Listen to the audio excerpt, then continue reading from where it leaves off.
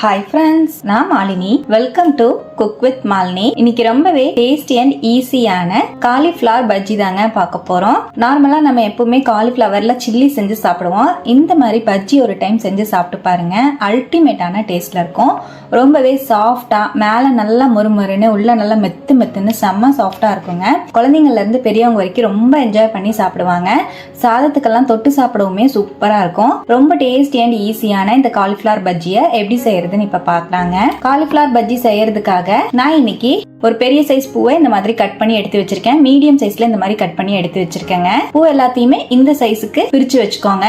ரொம்ப சின்னதாகவும் இல்லாம ரொம்ப பெருசாவும் இல்லாம பிரிச்சு வச்சுக்கலாம். அப்பதான் நம்ம பஜ்ஜி போட்டு எடுக்கும் போது கரெக்டா இருக்கும். காலிஃபிளவரை பாத்திரத்துல சேர்த்துட்டு காலிஃபிளவர் முங்குற அளவுக்கு சுடுதண்ணி சேர்த்துக்கலாம். 1/2 டீஸ்பூன் உப்பு சேர்த்துக்கலாங்க. நல்லா கலந்துட்டு ஒரு 5 நிமிஷம் அப்படியே மூடி வச்சிடலாம்.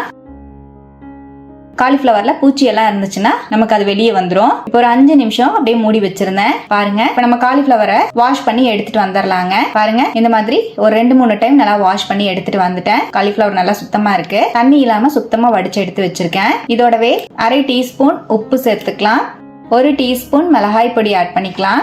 1/2 டீஸ்பூன் கரம் மசாலா தூள் சேர்த்துக்கலாங்க. 1/4 டீஸ்பூன் மஞ்சள் தூள் சேர்த்துக்கலாம். நல்லா மிக்ஸ் பண்ணிக்கலாம். உப்பு காரெல்லாம் காலிஃபிளவர்ல நல்லா படுற மாதிரி மிக்ஸ் பண்ணி விட்டுக்கலாம். இப்ப நல்லா மிக்ஸ் பண்ணிட்டேன். இந்த அளவு நல்லா மிக்ஸ் பண்ணிட்டு இப்ப அப்படியே மூடி வச்சிடலாங்க. ஒரு 5 நிமிஷம் அப்படியே ரெஸ்ட்ல இருக்கட்டும். இப்ப நம்ம பஜ்ஜி மாவு ரெடி பண்றதுக்காக மிக்சிங் பவுல்ல 1 கப் கடலை மாவு சேர்த்துக்கலாம். 1/4 கப் அரிசி மாவு சேர்த்துக்கலாங்க. 1 டீஸ்பூன் உப்பு, 1 டீஸ்பூன் மிளகாய் பொடி, 1 டீஸ்பூன் ஓமம் சேர்த்துக்கலாம். ஓமத்தை இந்த மாதிரி கையில நல்லா கசக்கிட்டு சேர்த்துக்கலாங்க.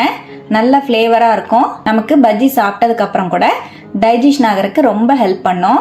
இதோடவே 1 டீஸ்பூன் இஞ்சி பூண்டு பேஸ்ட் சேர்த்துக்கலாம். ஒரு கை நறுக்கின மல்லித்தலை சேர்த்துக்கலாம். நல்லா ஒரு வாட்டி கலந்துடலாம். இப்ப நம்ம சேர்த்த பொருள் எல்லாத்தையுமே ஒரு வாட்டி நல்லா மிக்ஸ் பண்ணி விட்டுட்டேன். இதோட 1 கப் தண்ணி சேர்த்து நல்லா மிக்ஸ் பண்ணிக்கலாங்க. பாருங்க, இப்ப நல்லா கலந்துட்டேன். மறுபடியும் ஒரு 1/4 கப் அளவு தண்ணி சேர்த்துக்கிறேன். நமக்கு பஜ்ஜி மாவு ரொம்ப லூஸாவும் இல்லாம ரொம்ப கெட்டியாவும் இல்லாம இந்த கன்சிஸ்டன்சிக்கு கரைச்சி எடுத்துக்கோங்க. இப்ப மாவை இந்த அளவுக்கு நான் கரைச்சிட்டேன். பாருங்க, ஒரு ஸ்பூன் விட்டு நம்ம எடுத்து பார்க்கும்போது இந்த மாதிரி அந்த ஸ்பூன்ல நல்லா கோட் ஆகி வரணும். லேயர் மாதிரி கோட் ஆகணும். அந்த அளவுக்கு மாவை கரைச்சிக்கோங்க. ரொம்ப தண்ணியா இருந்துச்சுன்னா நமக்கு நல்லா இருக்காது, எண்ணெய் குடிக்கும். ரொம்ப கெட்டியா இருந்தாலும் பஜ்ஜி சாப்பிடும் போது ஹார்டா இருக்கும். இப்ப நான் இந்த மாதிரி பச்சை மாவை கரைச்சிட்டேங்க. இப்ப இதோடவே ஒரு பிஞ்ச் அளவுக்கு பேக்கிங் சோடா ஆட் பண்ணிக்கலாம். இது ஆப்ஷனல் தான், வேணும்னா ஆட் பண்ணிக்கோங்க, வேண்டாம்னா ஸ்கிப் பண்ணிருங்க. நல்லா மிக்ஸ் பண்ணிக்கலாங்க. இப்ப நல்லா கலந்துட்டேன். இப்போ நம்ம மேரினேட் பண்ணி வச்சிருக்கிற காலிஃபிளவர் எல்லாத்தையும் பஜ்ஜி மாவுல முக்கி நம்ம பொரிச்சு எடுத்துக்க வேண்டியதுதான். இப்போ ஒவ்வொரு காலிஃபிளவரையும் தனித்தனியா இந்த மாதிரி பஜ்ஜி மாவுல முக்கி எடுத்துக்கலாம். பாருங்க, நம்ம காலிஃபிளவர் ஃபுல்லாவே நல்லா இந்த மாதிரி பஜ்ஜி மாவுல கோட் ஆயிடுச்சு. இந்த மாதிரி மாவு ரெடி பண்ணிக்கோங்க. இப்ப நம்ம ஆயில்ல போட்டு பொரிச்சுக்கலாம். பஜ்ஜி பொரிக்கிறதுக்காக கடாயில ஆயில் சேர்த்துக்கிறேன். ஹை ஃப்ளேம்ல வச்சு ஆயில சூடு பண்ணிக்கலாம். ஆயில் நல்லா சூடா இருக்கு. கொஞ்சமா மாவு சேர்த்துக்கலாங்க. பாருங்க, கொஞ்சமா மாவு சேர்த்து பார்க்கும்போது டக்குன்னு இந்த மாதிரி பொரிஞ்சு மேல வருது. காலிஃபிளவர் பஜ்ஜி ஆட் பண்ணிக்கலாம். ஒவ்வொரு காலிஃபிளவரையும் பஜ்ஜி மாவுல முக்கிட்டு இந்த மாதிரி தனித்தனியா சேர்த்துக்கலாம். ஹை டு மீடியம் ஃப்ளேம்ல வச்சு பஜ்ஜியை நல்லா பொரிச்சுக்கலாங்க. சேர்த்துட்டு உடனே திருப்பி விடாம ஒரு 2 செகண்ட் கழிச்சு மெதுவா இந்த மாதிரி திருப்பி விட்டுக்கலாம்.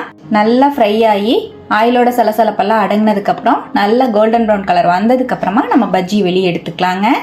பாருங்க, நான் ஃபர்ஸ்ட் போட்ட பஜ்ஜி எல்லாம் நல்ல கோல்டன் கலர்ல வந்துருச்சு. நான் வெளியே எடுத்துறேன். பார்க்கவே எம்மியா இருக்கு பாருங்க. அவ்வளவுதான். இப்போ இதே போல நல்லா ஃப்ரை ஆனது எல்லாத்தையும் நம்ம வெளியே எடுத்துடலாம். நல்ல கிறிஸ்பியா மொறுன்னு மேல நல்லா கிறிஸ்பியாவும் உள்ள நல்லா சாஃப்டான பஜ்ஜியா இருக்குங்க. காலிஃபிளவரும் நல்லா சாஃப்டா வந்திருக்கும்.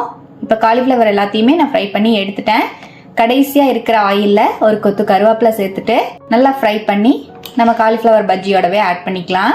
அவ்வளவுதான். ரொம்பவே டேஸ்டி அண்ட் கிறிஸ்பியான காலிஃபிளவர் பஜ்ஜி செம்ம டேஸ்டா ரெடி ஆயிடுச்சுங்க. யூசுவலா வீட்ல காலிஃபிளவர் சில்லி போடுவோம். இந்த மாதிரி காலிஃபிளவர் பஜ்ஜி செஞ்சு பாருங்க.